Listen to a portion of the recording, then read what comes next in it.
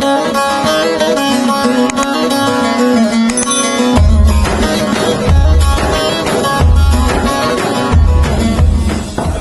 hikmah yang terkandung dalam peringatan Hari Raya Idul Adha dan perlu kita hayati serta renungkan bersama, yaitu sejatinya ibadah kurban adalah perintah untuk mengorbankan sifat egois, sifat memberikan diri sendiri yang diwujudkan dalam bentuk solidaritas sosial, peduli, dan menjaga suasana kehidupan harmonis antara sesama.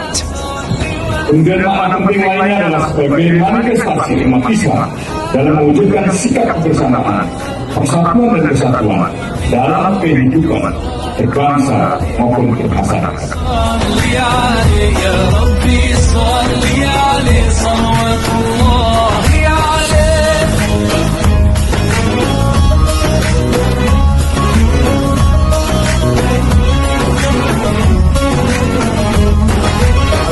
البدر كطلعته وجه جميل والشمس كبسمته ظل ظليل هو عبد الله سيد الخلق ومصطفى وحبيب الله.